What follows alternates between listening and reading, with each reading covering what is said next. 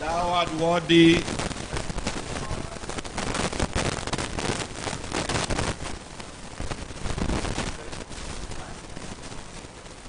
Almighty Creator,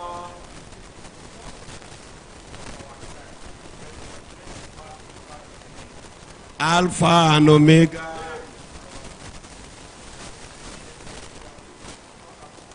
beginning and the end. Let the word of your mouth,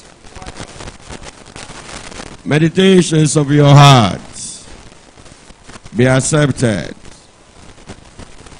Yahweh Elohim, Yeshua the Messiah, and everybody say, Amen.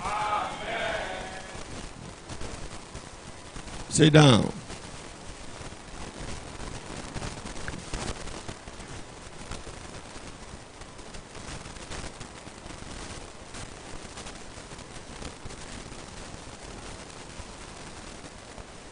Why we consider a lot of aspects of liberty, it is very important to consider liberty and free moral agent. Liberty and the free moral. Calling into liberty. What does it mean? As I had mentioned several times in the previous gospel, calling into liberty does not mean you are free to behave anyhow. But calling into liberty is a call to be disciplined, a call to be highly regulated,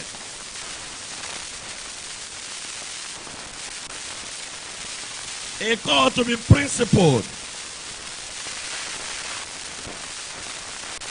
a call to know and to learn precept upon precept, the principle of your Father in heaven and the principle of liberty. Since what your Father in heaven created you for is to enjoy liberty. And if you loses this liberty, automatically you enter into bondage. And you were never created to be in bondage. Nothing in creation, in the reality of all creations, are created to be and or to live in bondage, not even the pre-mortals. No single angel in heaven are created to be in bondage. They were created to perform their duty as a pre-mortals or as angel. They have the liberty to carry out precepts upon precepts, the eternal assignment. And carrying out the eternal assignment does not make them to be in bondage. When you are commanded to do the right thing and you are doing the right thing, If you call it bondage, then you are alien. When you are commanded, I said, when you are commanded to do the right thing, and you see yourself doing the right thing, you are by no means in bondage. And if you call it bondage, you are not normal. Because if you are not to do the right thing on earth, then what is your duty? I suppose you know that your duty is not to come and do whatever comes to your head. It was when Adam did what came to his head. When Adam went in contradiction to the principle of liberty, that was when he lost it.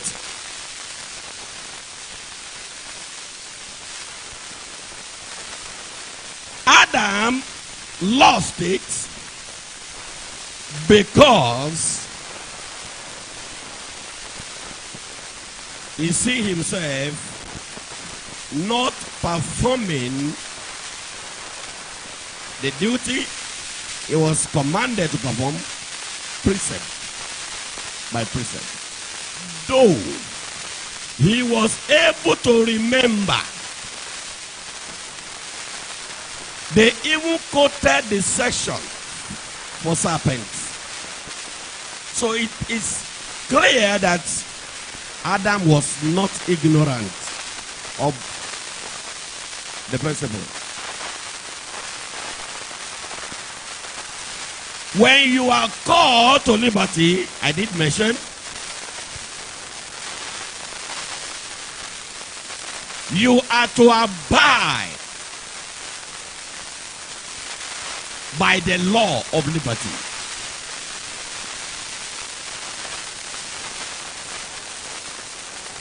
That was what James chapter 1 verse 25 says. Whoso look into the perfect law,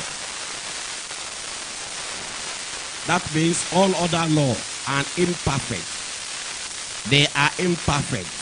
All other laws are not perfect. There is perfect law of liberty. It is very easy to enjoy the earth. Very easy to enjoy your life. Just know the perfect law of liberty. Then you enjoy your life. You have no reason to be afraid of enemy if you know the perfect law of liberty, because you have just heard that liberty has a fortress. There is no reason to be afraid of anything, because liberty has enough protection. Liberty has enough blessings and blessedness. Liberty is busy in every moment, before every second, throughout creation and in generations.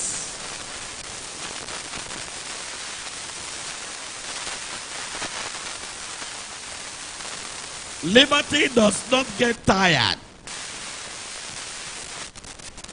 And when the earth is no more, liberty will still be in activity. Liberty will still be working. Liberty will still be relevant, because liberty is eternal.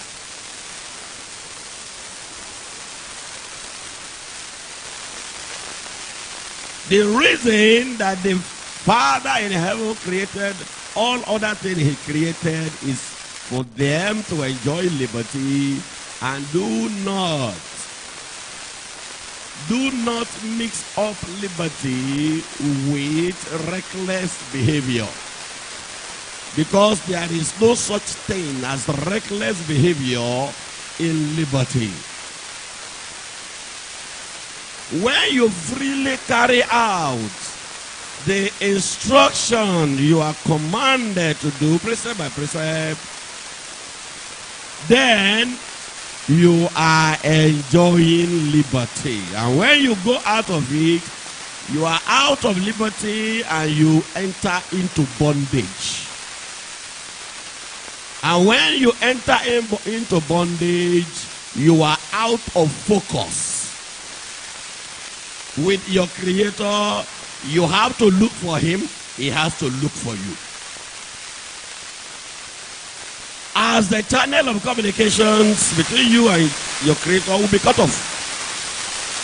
He created you to be in liberty and to be in His law and the perfect law of liberty and to walk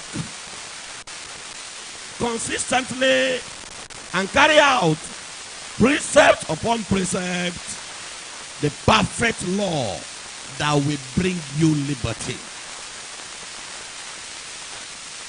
The things you need to do to be in liberty cannot be reckless abandon. The things you need to do, the thing you must do that will bring you into liberty cannot be reckless abandon. As there is no such thing as being reckless in liberty, but there is such thing as being regulated, being disciplined, and being highly principled. They are very easy to enjoy life. And if anybody do not want you to enjoy your life, then this person, first of all, will have Archangel Liberty to contend with, and or your Creator to contend with. Because you are created to be in liberty and to be at liberty. You are created to be in liberty and to be at liberty. And anything that will bring you out of liberty is an enemy to Archangel Liberty and is an enemy to your Creator and should be resisted by you. There is nothing to lose when you resist what is about to remove your liberty. And what you fear, your fear, why you do not want to resist bondage, is actually temporal. The consequences you think about do not really exist. A reason to embrace bondage is not an excuse. Reason to embrace bondage is not an excuse. You are to resist everything that will bring you into bondage. No matter how fascinating, glamorous, no matter how spectacular it is.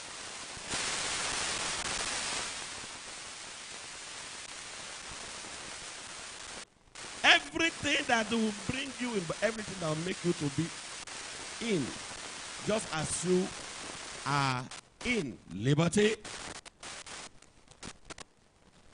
When you are out of liberty and enter into bondage, bondage also have its inside. That is why anyone that enters into bondage gets lost. It's either you look for your Creator or your Creator look for you, because when you enter into bondage, you get lost. You become spiritually lost and physically non-existent. It's either your Creator will look for you or you look for your Creator. It's either your Creator will look for you or you look for your Creator. Where you decide to be in bondage and out of liberty. You cannot be in liberty and be in bondage at the same time. These are two parallel lines, they can never meet. You can only be in one at a time. Whether you are in bondage or you are in liberty, all of them has their inside. The reason why you should be permanently out of bondage is what you may likely hear today, and I want you to be very attentive because I don't think I have time to waste. I repeat, it is very important that you pay attention. All the Holy Ghost stands listening to me all over the world. You pay close attention because the discussion and all the message of liberty and the free moral will liberate you. It will bring you out of bondage, and it will make you to appear in liberty. Can you say, I shall appear in liberty?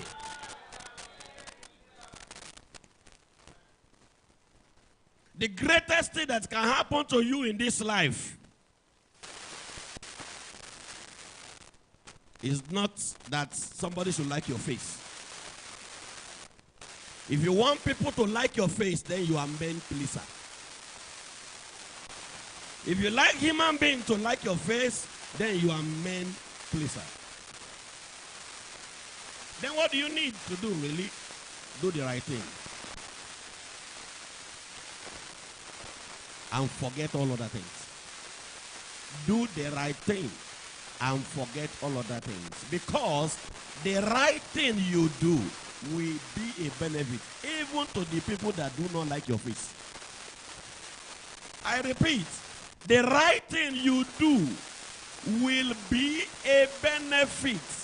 Don't forget, always remember that you have heard that do not seek to please any human being, but know the right thing and get it done. The right thing you do will end up being a blessing to those that do not like your face. So it does not really matter if anybody like your face, because as you will turn to be a blessing to him and her that do not like your face. So you seek and work hard for people to like your face. You are actually wasting your time, because that is not the duty of man. That is not one of the duty of man. And one of the duty of man is to know the right thing. And then the problem now lies knowing the right thing. Just as the Messiah said, thou shalt know the truth, and the truth shall make you free. That Bible quotation is very popular, but it is not as easy as its popularity. It is not easy to know the right thing, not to talk about doing the right thing. I said it is not easy to know the right thing, not to talk about doing the right thing. I'm sure you do not think that it's because you want to know the right thing and or do the right thing, that is why you go to school.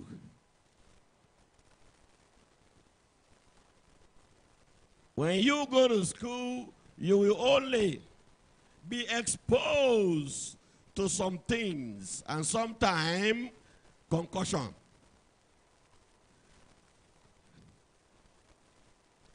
Everything they teach you in school are not right. They are not correct. So, you only get to know some things. some things concerning what men have designed that does not have perfection in it. What men design that does not have perfection in it is what you learn when you go to school. As there is no school on earth that can completely and totally teach you the right thing. Knowing the right thing is to simply be exposed to the realm of divine spirituality. Being exposed to the realm of divine spirituality is not even cheap. Not easy. Why?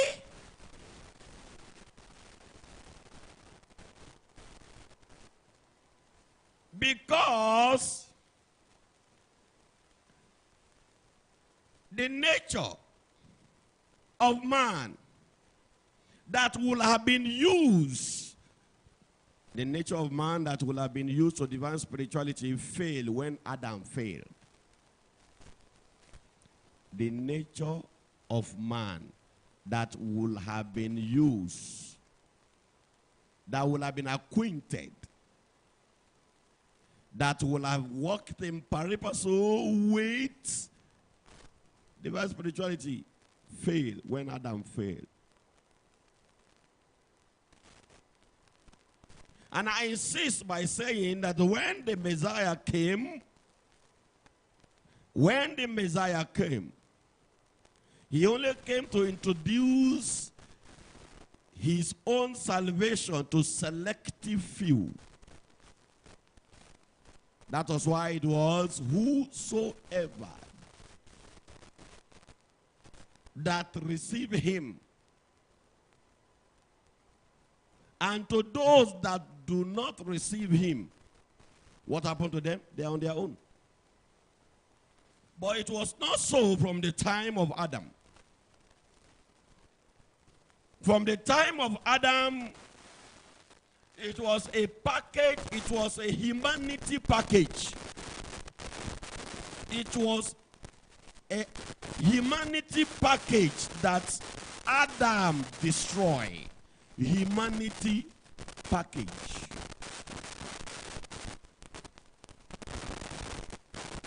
And this humanity package is not necessarily for whosoever, because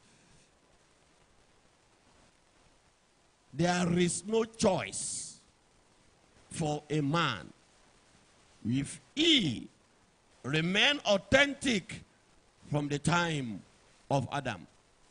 In other words, there wouldn't be anything called bondage. Anything called bondage will not exist. So no man will remember to do what is called bondage. And if there is anything called bondage, it will be very easy for man to defeat it. It is not easy now for man to defeat bondage because the benefits and the reality of divine spirituality has been lost from Adam. And the salvation of Yeshua did not totally and completely recover what Adam lost. Why? Because of the clause, whosoever. But during the time of Adam, there was no such thing as whosoever. He related with Adam straight and direct. And there was no segregation. He relates with Adam. Adam as representing humanity. But Yeshua as representing salvation. That is to say, If you want to go for what Adam did before, as a free moral, you are free. If you want to embrace the salvation that the Messiah brought, you are also free. But then you are advised to embrace the salvation that the Messiah brought. You are only advised because the free moral that you are, you can use your free moral to decide your blessed eternity or sorrowful eternity. You can decide to say, I will go to hell. And the righteous heaven will stamp it because that is what you want. You can decide to say, I will go to heaven. And the righteous heaven will stamp it because that is what you decide to do. As long as we shall see you in the precept upon precept, living your life like the person that wants to go to heaven.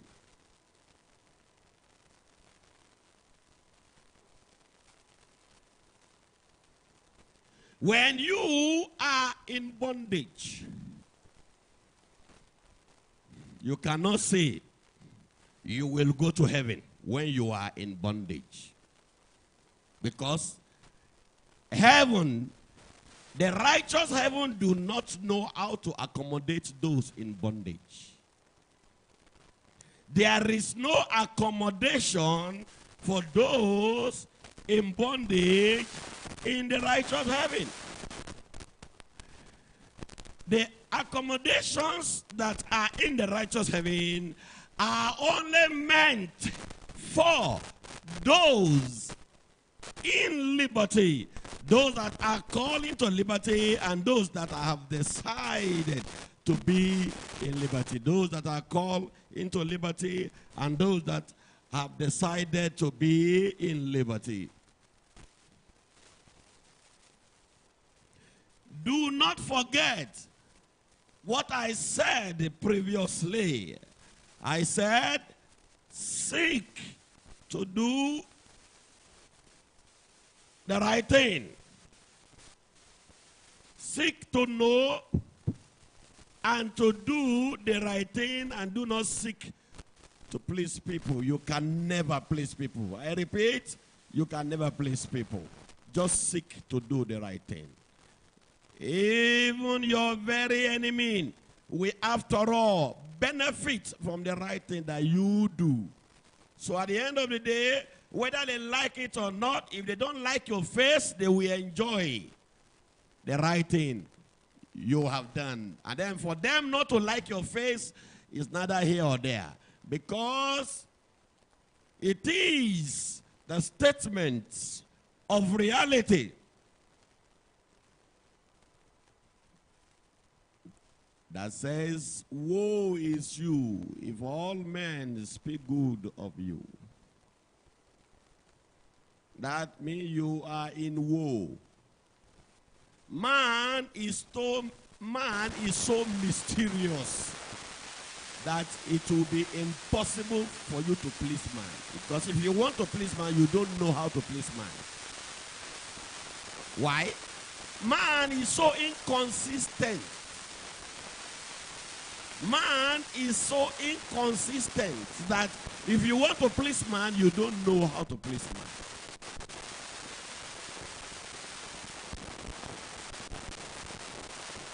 The man that you think you know right now can change any moment. So, which one do you please in man? The one you know or the one that have just changed? And the one that will change again, and the one that will change again, and the one that will change again, and the one that will change again. At the end of the day, you are confused trying to please man. So, if you do not want to be in bondage and remain in it, do not seek to please man, but seek to know the right thing and seek to do the right thing. Once you seek to know the right thing and seek to do the right thing, it is very easy to enjoy life.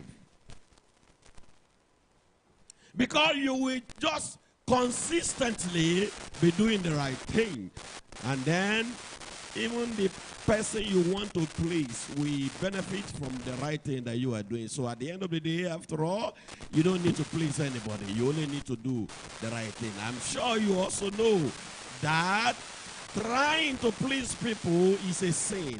It is called man pleaser by the scripture. Trying to please people, trying to please whoever is a sin.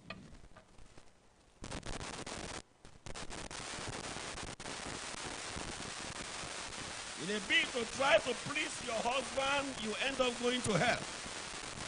In a bid to try to please your wife, you end up going to hell. In the bid to try to please your children, you end up going to hell. Because your husband you want to please cannot deliver you from the danger and the bondage of hell.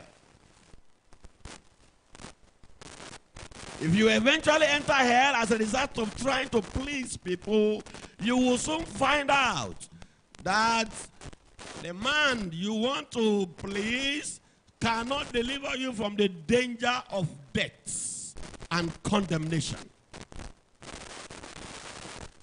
There is no such thing as allow him or allow her to enter heaven, because once she was on earth, she pleased her husband. There was no such thing.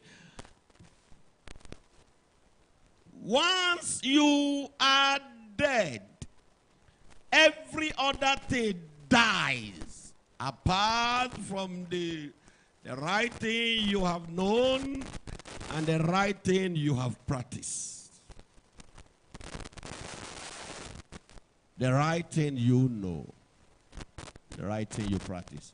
The right thing you know brings you out of bondage. The right thing you practice makes you to be consistently in liberty. The right thing you know brings you out of bondage. The right things you practice keep you in liberty. Out of bondage to know, into liberty to practice.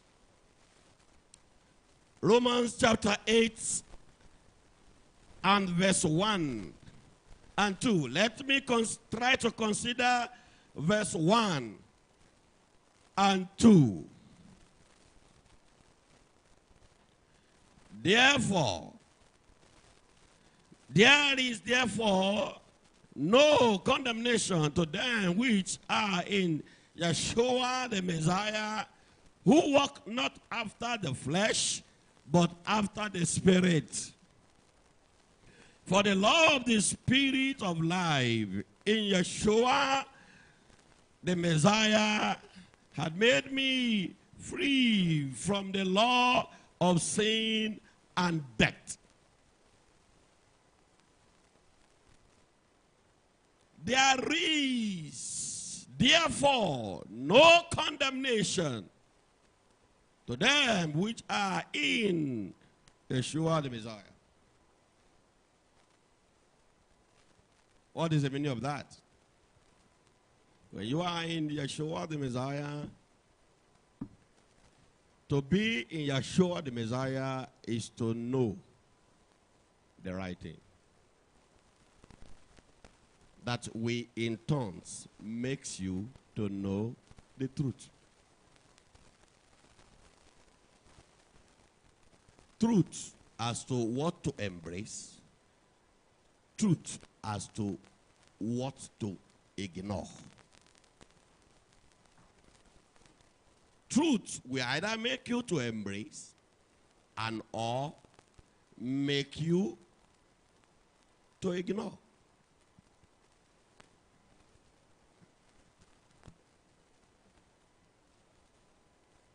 From the time of the encounters and the messages of the encounter, you have been able to know some truth,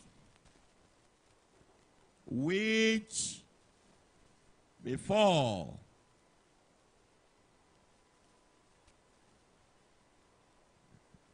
you have willingly practiced these lies. And it is like you have already surrounded yourself with these lies, thinking that it is the way of life. Knowing Yeshua the Messiah will make you to know the right thing. Because you cannot know the Messiah and you will not be taught the right thing. Once you come to know him, then he gets to teach you the right thing. And he expects you to practice the right thing. He expects you to practice the right thing. Don't forget, always remember, do not seek to please anybody, but seek to know the right thing and to do the right thing.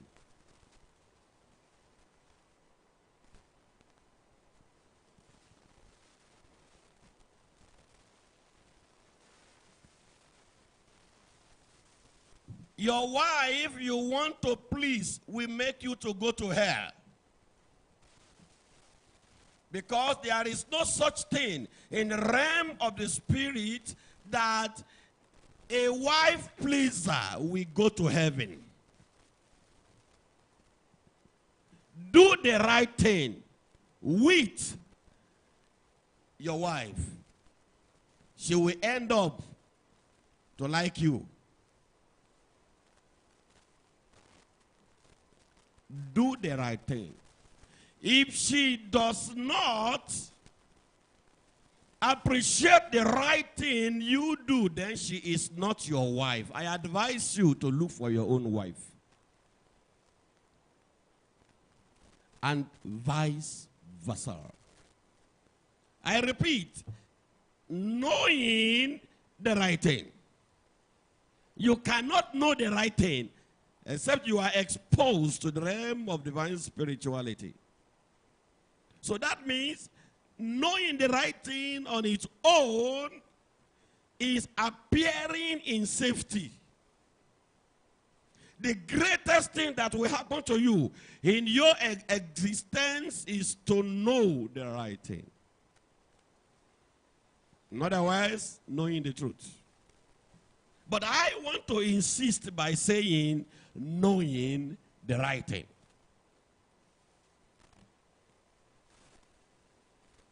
Because I want you to understand what I want to pass across. Knowing the right thing. When you know the right thing, you will always escape the danger of man. No matter the danger they are fabricating for you. I do not want to bother myself by the danger they are fabricating for you.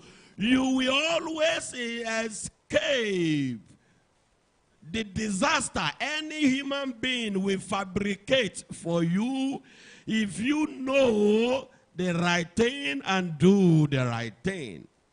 You know the right thing, you do the right thing, you appear in safety. It's as simple as that.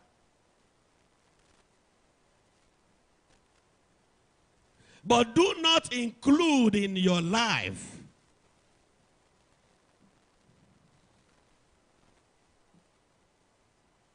because trying to please human being is what makes you to be in bondage.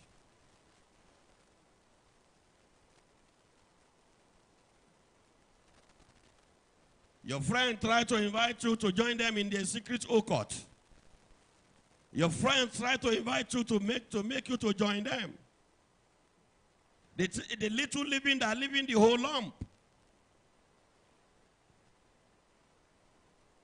Every bad behavior on earth is gotten from bad influence. Every bad behavior on earth is gotten from bad influence. When somebody invades your vulnerability, you become a casualty of bondage. When you are vulnerable, then you are receptive to any information, right or wrong. And if it is a wrong information that enters first, then you become a casualty. And then you enter into bondage. The ability to know that your friends are not your creator is a strength that is gotten from